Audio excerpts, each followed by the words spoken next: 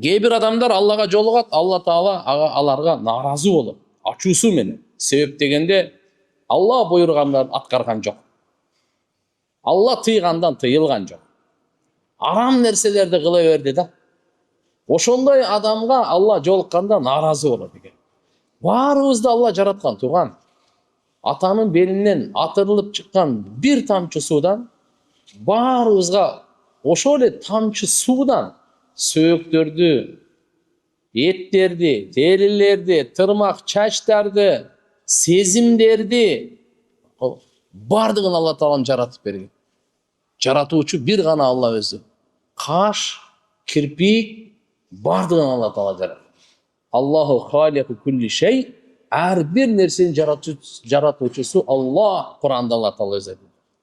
Эми ушундай Алла Таалам жаратып, биздин пайдабыз үчүн эле дарат алып жүр, гусул ал, таза бол, намаз оку, орозо карма дагы, зекетиңи бер, ажылык кыл, чын сүйлө, адилеттүү бол, кечиримдүү бол деп Алла Таалам буйруктарды берип атат.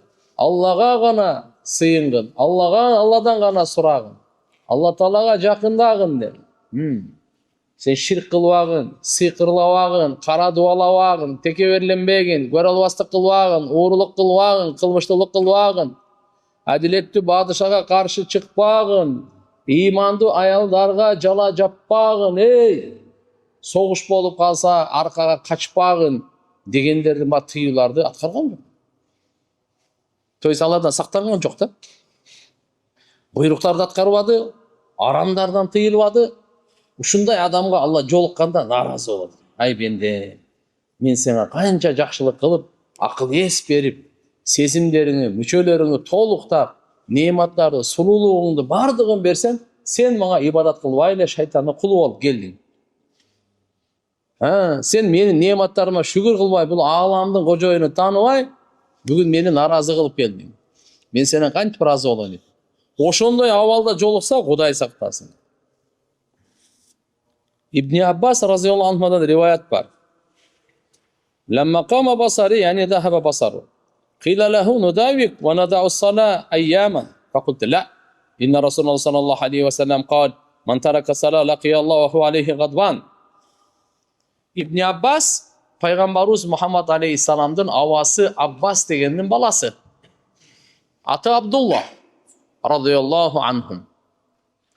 Бул киши жашоосунун ичинде аяктарында көзүнү көрбөй калган экен, азиз болуп. Көзү көрбөй калганда адамдар айткан экен, биз сиздин көзүңүздү дарылайбыз, бир канча күнгө сажда кылбай туруш керек. Намаз окубай туруп турасыз дейт. Намаз таштап турасыз. Дарылайбыз, көзүңүз жакшы болот. Бул айтты, жок. Көзүмү дарылабай эле койгула. Эгер намаз окубай турган боло турган болсом, намазды таштай турган болсом, андай дарыланганыма кереги жок дейт. Эмне үчүн пайгамбарыбыздан мен укканмын, ким намаз таштап койсо, Алла ага ачуусу келген абалда жолугат дейт. Алла наразы болгон абалда жолугат дейт. Караңыз.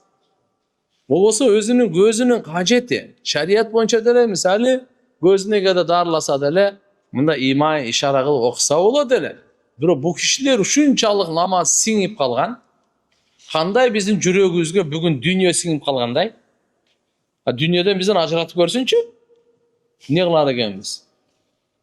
Аларда мүмкүн эмес эле намазды ажыратуу.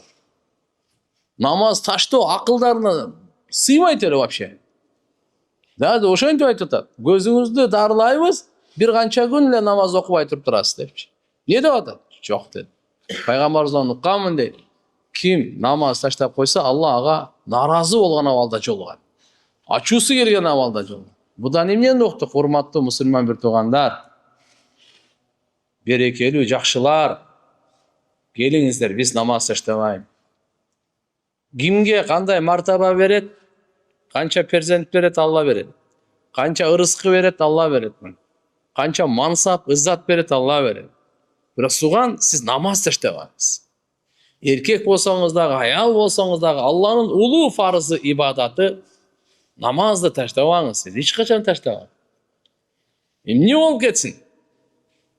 Намаз таштабайбыз. 100 жыл жашасаңыз да намаз таштабаңыз. 1 жыл жашап кетсеңиз дагы намаз таштабаңыз. Падыша болуп кетсеңиз дагы намаз таштабаңыз.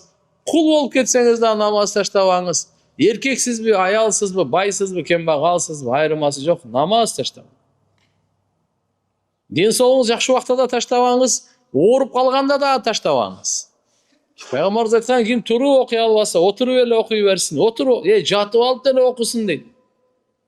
Кара, адам эсинен кеткенде ошондо гана намаз буга фарыз болбой калат. Адам акыл эсинде барбы? Жаткан абалда намаз фарыз болот буга. Себеп дегенде намаз менен Алла Таалам жакшылыгын берет, жакшылыктардын эшигин ачат болгон. Мына Ибн Аббастын сөзү.